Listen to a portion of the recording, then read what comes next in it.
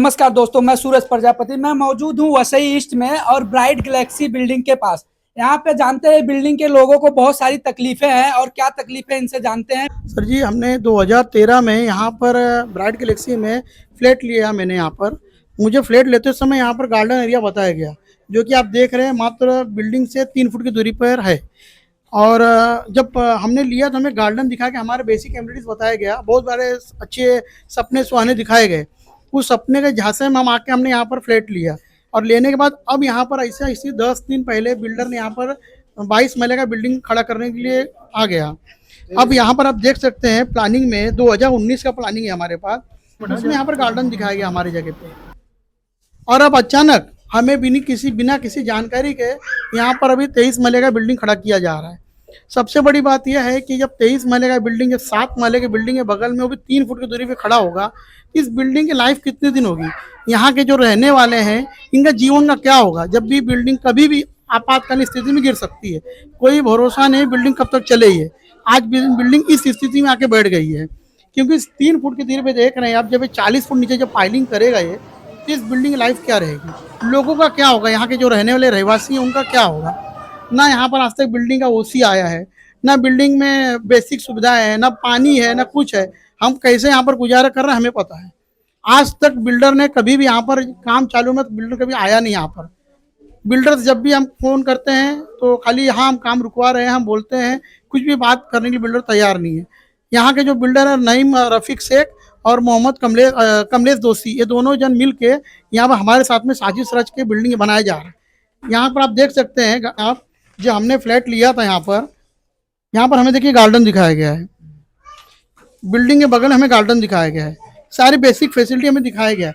आज बिल्डिंग के छोटे छोटे बच्चे हैं, इस समय वेकेशन समय चल रहा है, कहाँ जाएंगे खेलने के लिए?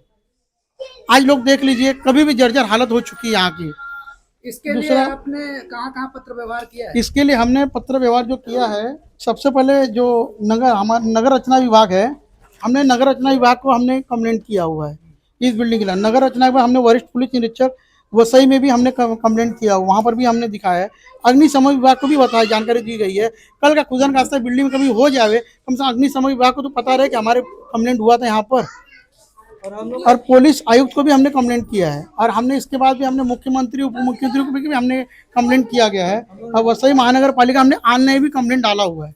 हमारे साथ हमारी पूरी कोशिश जारी है कि किसी भी तरह हमारे साथ न्याय किया जाए, क्योंकि आज हम इस स्थिति में आ गए, ना कुछ बोल सकते हैं ना कुछ कर सकते हैं, जो हिसाब से यहाँ पर बिल्डिंग का काम चालू है। बोल रहा हूँ सर, अभी 2013 में हम लोग ने फ्लैट खरीदा है। जब हम लोग ने फ्लैट खरीदा था वो टाइम पे हमको यहाँ पे गार्डन दिखाया हुआ था।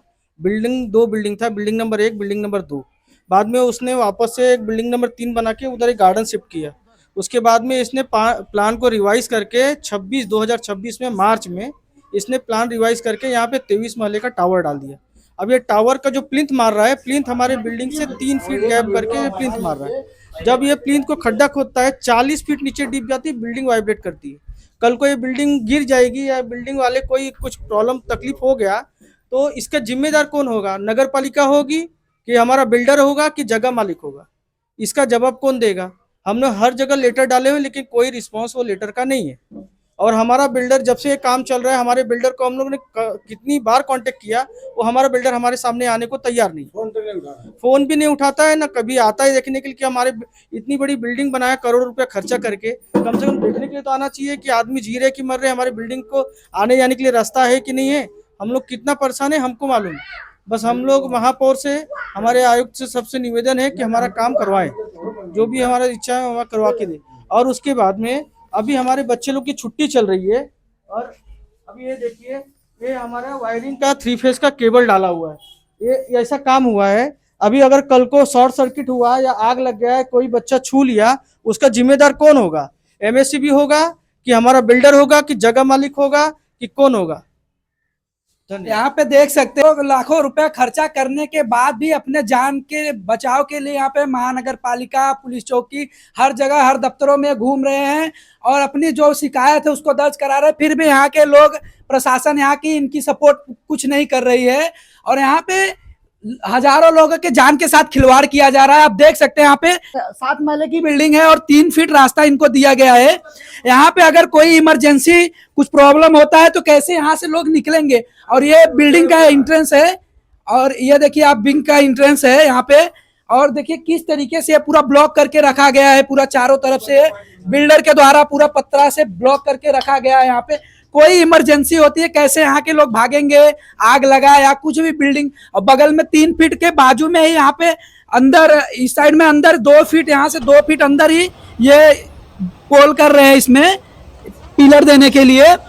अगर ये वाइब्रेट करता है, ये इसमें गड्ढा जेसीबी द्वारा किया जा रहा है, वाइब्रेट कर रहा है, नीचे से अगर पत्थर इसका खिसकता है और बिल्डिंग फटती है, इसमें कोई भी स्ट्रेच आता है या कुछ भी प्रॉब्लम होता है, लोग भागेंगे कैसे। पहले से इन्होंने पत्थर से ब्लॉक करके रखा है रास्ता।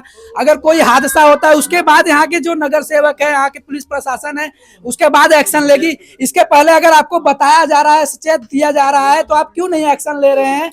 अब बस गरीब को सताया जाता है, गरीब का जो भी झोपड़पट्टी है उसको तोड़ा जाता है, जो कि सही है। उनका लाइट बिल बकायदा रहता है, जो कि 7/12 का कागज भी रहता है, प्रॉपर वो टैक्स भरते हैं, घर पट्टी रहता है, उसको तोड़ दिया जाता है। और यहाँ पे ये बता रहे हैं कि अवैध तरीके से काम किया जा रहा है, जो कि अभी रनिंग में, इस पे कोई कार्रवाई नहीं किया जाता है, कोई रोक टोक नहीं लगाया जाता है।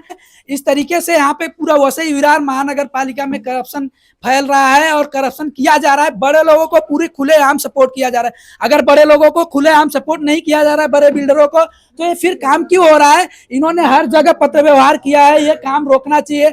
अगर ये कुछ हादसा होता है उसके बाद दिखाई देंगे, उसके पहले अगर ये पत्र व्यवहार कर रहे हैं, अब तक यहाँ के लोग बता रहे हैं कि ऐसा ऐसा हो रहा है, इस पे कार्रवाई क्यों नहीं किया जा रहा है। आइए यहाँ पे कुछ महिलाएं हैं, उनसे भी जानते हैं इस बिल्डिंग कंस्ट्रक्शन जो चालू है इससे क्या क्या प्रॉब्लम हो रही है। क्या क्या यहाँ ये क्या गार्डन की जगह है, हमारे बच्चे भी वेकेशन में इतनी जगह में कहाँ खेलेंगे। वायर इधर खुला पड़ा है, किसी को कुछ हो रहा है तो इसका रिस्क कौन लेगा, जिम्मेदारी कौन लेने वाला है। अभी बच्चों का छुट्टी चल रहा है, बच्चों की छुट्टी लगभग 5x5 का जगह है इंट्रेंस निकलने के बाद, और 3 फीट रास्ता दिया गया है। उसके बाद बाहर नहीं जा पा रहे बच्चे, कैसे क्या प्रॉब्लम झेल रहे हैं। बच्चे घर में ही रहते हैं, कहीं भी बाहर नहीं जा पा रहे। मैं बस यही कहूंगी महानगर पालिका से, और कि सभी मिलके हमारा आके यहाँ पे साथ दे और गरीबों का साथ दे। आके हमने बहुत मेहनत से यहाँ पे पैसा भरे हैं, बहुत खून पसीना बहा बहा के पैसा भरा गया है।